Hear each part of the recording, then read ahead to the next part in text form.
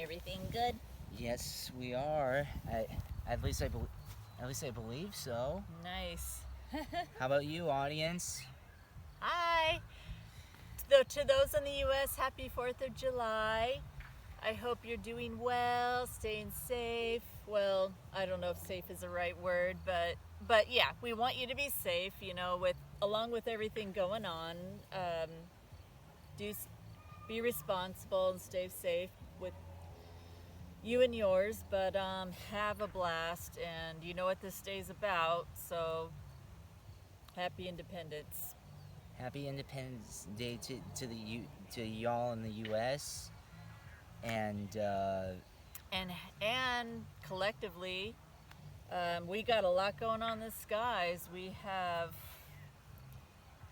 will have a lunar eclipse after midnight. What time is it approximately? I think it's almost 1 in the morning when it's going to occur exactly. But yeah, we're in the energies now. we're breaching the energies that this moment, and Yeah. as a specialty we are going to do the reading of this moon, this solar eclipse. Well, our version. Well, yeah. Yeah. Basically, just at least say what's going on and through our perspectives, of course. Yeah, we have the lunar eclipse, and we have how many other planets? We have Neptune, we have Saturn, Pluto, Jupiter, all in retrograde, and also Mercury. Mercury's in retrograde. Wow. So, oh gosh, I wonder how you're feeling. I know it's been affecting me in an interesting way.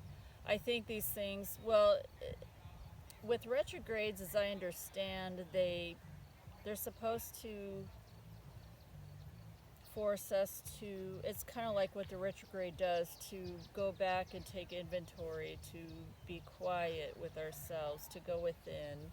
We're not really meant to be out there, to be moving and active. And when it's your nature to be active, it you might be uncomfortable with that, especially in a society that forces you to always produce, which is not a bad thing. We're meant to produce. Producing's a good, positive thing, but sometimes you need to pull back and take inventory about your life and about what's going on, and to do some soul searching. And that's how I see a retrograde planet. I don't consider it a negative. But of course, it hits us personally. Like when I look at most of these retrograde planets, I'm going, okay, what house is that in mine? That's like on my, well, the retrograde planets are hitting my midheaven, which is also hitting my fourth house, or opposing my fourth house. Between the MC and the IC, which is home and in the world, work and home. How can the audience tell which house is Well, you have to look at your which? astrology chart and look at, you need the time of your birth and where you were born. Yeah, where you were born, the city, the country, Basically, the details of the your details birth. of your birth. Yeah, especially your birth time. That's really important, and that's when you can find out what your ascendant is. And nowadays, you can just go on astrodienst.com and punch it in, and it's free as a guest. You can find that out. But yeah, it'll be interesting to look at that. But the lunar eclipse is, it could be, it has to do with relationships, and with Cancer and Capricorn again, it has to deal with the home base, and it also deals with your place in the world, your purpose, and but of course, your beginnings and your roots are your home. That's what Cancer rules, and the Capricorn rules our place of our purpose. It's the sign of our goals. It's our work in the world, and our ambition or lack of. um, but um, but to get in touch with your purpose, you need to know who you are. You need to know your roots. You need to have an understanding of your roots. You need to have an understanding of your soul. Yeah, we don't mean just your nationality, like the surface. We're talking about trying to dig deep within yourselves to understand why you're here, because we're all here for a purpose. Everyone is. You especially you, Lions, obviously. Just what do you feel your purpose is? Leave that in the comments section. um, anything more? Let's see. Well, okay. If you're looking at your astrology chart, if you're looking at, first of all, astrology is, especially for those who aren't familiar with it, it's a pretty lengthy study, so it's always good to start with the basics. So I try not to jump, even though it's easy for me to jump here and there, and wherever, I want to get it to where people can understand it. And if you've had your chart read before, you probably already know the basics, because I'm sure whoever did your chart did explain those things to you, at least the basics. So you probably have a basic understanding. So first of all, you would know that the first house rules Aries. It rules the I am. It rules the self and the body and the identity. The second house rules our sense of comfort, our sense of security, our safety. Some people say it's a house of money, and that could be, but it's where it's our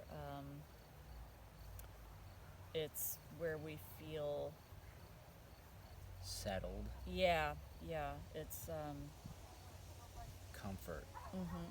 and the third house, and the second house is a ruler of Taurus, the sign Taurus, and the third house rules Gemini, which is our family, our siblings, our cousins, our community, our early environment, or our school, the school, the place we grew up, our social circles,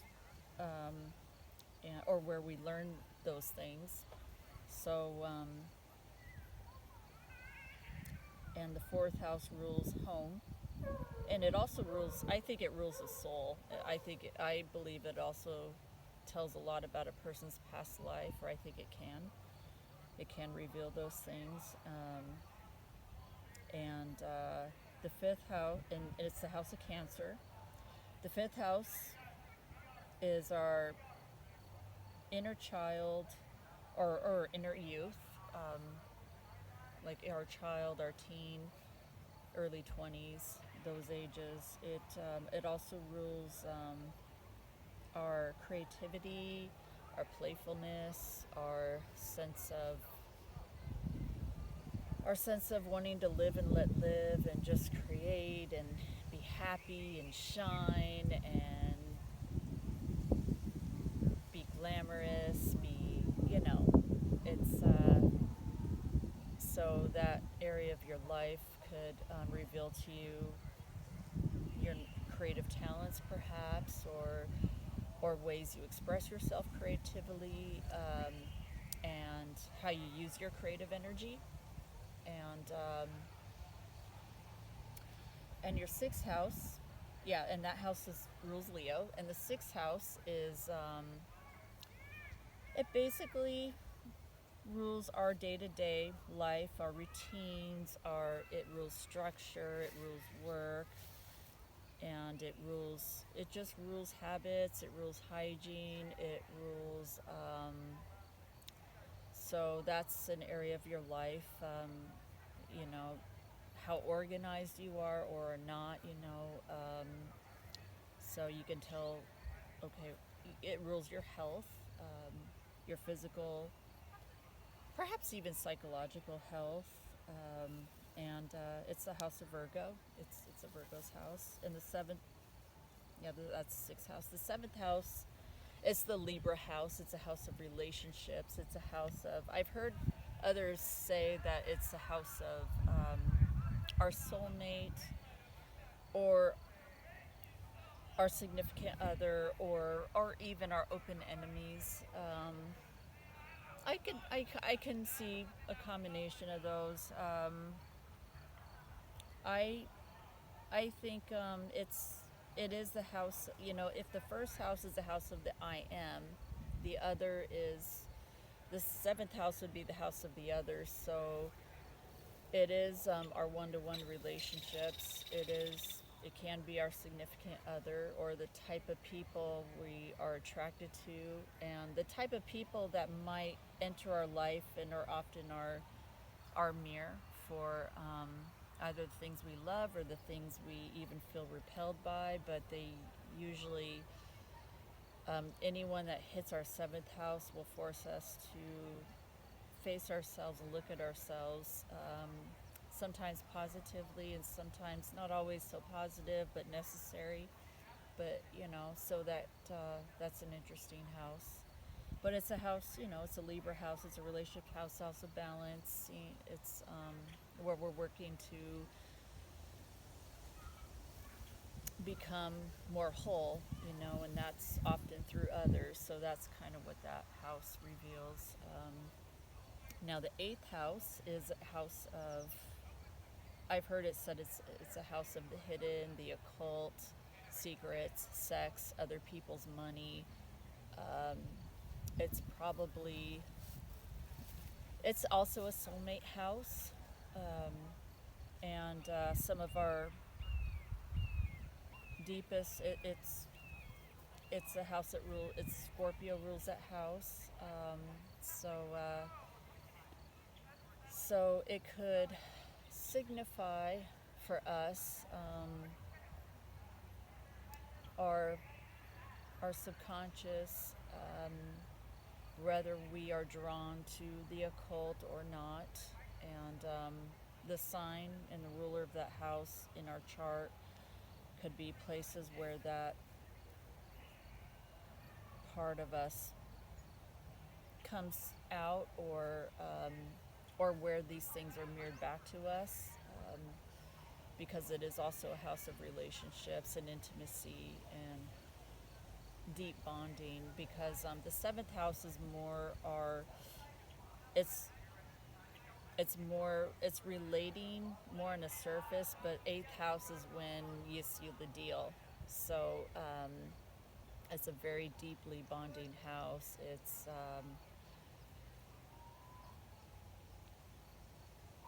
anyone that, like in a synastry chart, synastry is relationship chart, anyone that hits that house will usually impact us on a deep level, or sometimes not always in a rose colored kind of way, but they'll, the experiences we have with those people is unforgettable.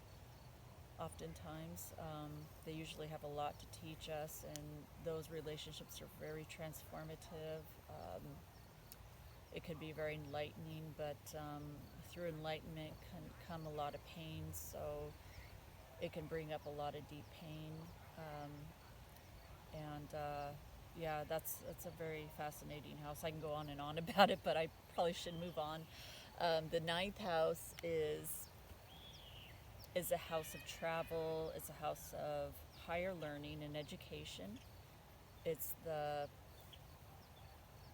house of foreigners and foreign travel and our connection with, how well we relate to traveling, to interacting with people from other countries, other cultures that are different from where we come from. It's that's in our higher education, and that's a Sagittarian ruled house. It rules philosophy and higher learning, and it doesn't always have to be in a school. You know, learning could be Just through a lot of learning things. from Yeah. just learning from life and Yeah. living life. Religion. It's the house of also of religion and spiritual beliefs, but you know that can translate in other ways too. And that's the Sagittarian house, and the 8th house is the Scorpio house. I think I did say that. I just want to make sure. The 10th house is ruler of Capricorn. It's where our midheaven is, and it's usually our place in society. It's our path. It's the house of our goals. It's kind of like our North Star, where we're always going towards, or what we came here to learn, what we came here to be, and also how the world sees us, how the world knows us, and it's like a legacy we leave on the planet. So that's an interesting house, and it's a house of our goals. It's an area where we feel ambition, and yeah, and what we came to create. It's like the 4th house is, you know, where we come from, and the 10th house is what we want to cultivate, what we want to, you know, like if your 4th house shows a lot of hardship, you want to create beauty. So you might, if you have Scorpio on the 4th house, and you know, and Taurus would be on the MC in the midheaven, and you'd want to create beauty and harmony and stability in your life, and that would be very important to you, for example. And on to the 11th house. That's an Aquarian house that rules our friends, that rules the collective community, like the third house rules our immediate community, our immediate connections, and our family members, and the 11th house rules our groups and group consciousness. It rules our humanitarian abilities and tendencies and drive, how we're driven that way or not. Our nature. Yeah, just our intention of what we want to not only be in the world, but how we want to impact the other people collectively. So that's what that house is about, and it also rules our friends. You know, the kind of people we usually choose for friends and acquaintances and stuff. So and that's the Aquarian house, and also rules our philanthropy ability. The 12th house is a Piscean house. Now, the 12th house has a bad rap, and it is a house of karma. It's the last house. It's a hidden house. It's an occult house, kind of like the 8th house. It's also a water house, and it's a Neptune ruled house. So it can, you know, a lot of people who have a strong 12th house can be very creative and be very imaginative on one hand, and they're kind of known to live in their own world, and sort of, like if you have your sun there, you could be a hidden personality, or you're not someone who's really, you know, that draws a crowd to you, or you're probably hidden most of the time. You know, you can be the wallflower a lot of times, and sometimes, you know, and they can feel rather lonely. And hold on there, everybody. Oh,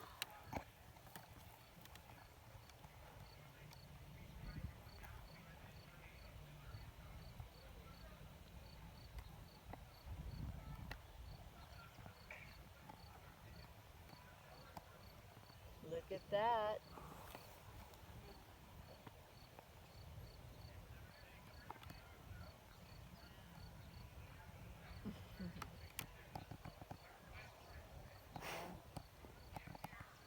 that a family? That is a family. Yeah, it's the You buck. got the buck, the doe, and the baby. No, I think it's a baby doe. Yeah. 'Cause yeah. she's a female. I think the spotted ones are the male. The spotted mum deers. Oh, it's getting off. They're so precious. They're such beautiful animals. Aw.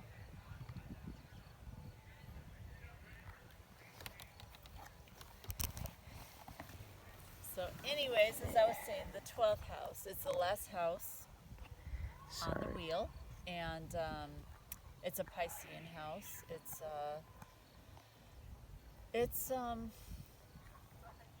a house of what's hidden, what's subconscious. It's a house of the superconscious. It's a house of secrets, or it's the part of us we don't always show everybody or reveal to everybody, or what's hidden from people, but it's there in us.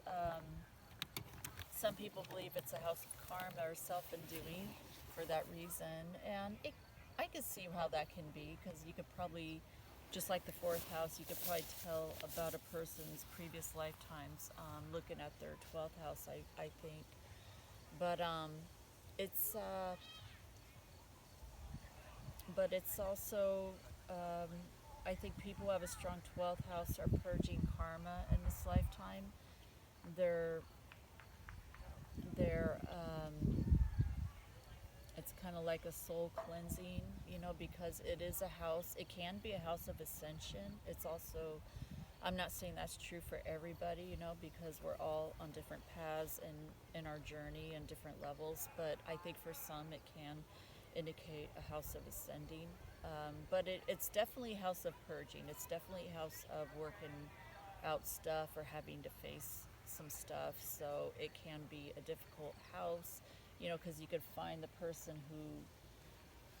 who comes into this lifetime having a lot of challenges with their mental health, which I believe is something they're working with spiritually, and karma that has to do with some past life karma.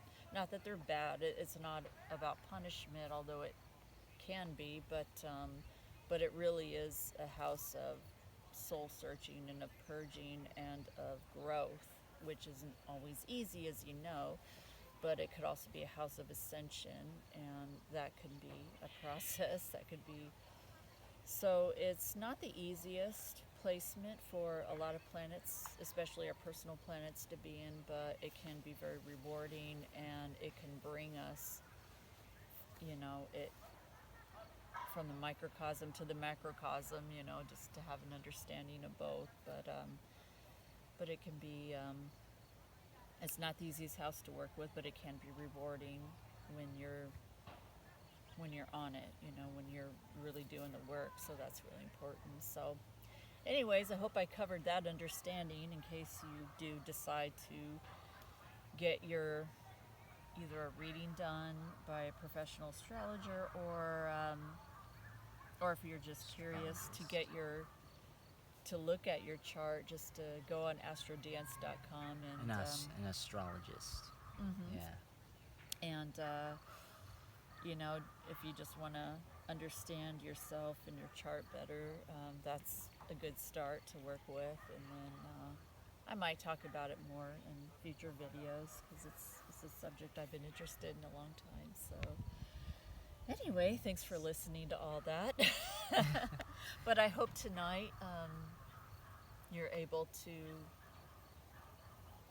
have a quiet, after all. If you're in the U.S., you're going to have a lot of fireworks and, be with family and friends and have barbecues and all that. Hopefully, yeah, hopefully. And if you're not, stay safe and healthy. And if you're not you're going to get healthier and recuperate as soon, very soon. It's in the stars, and it's in the moon tonight as well.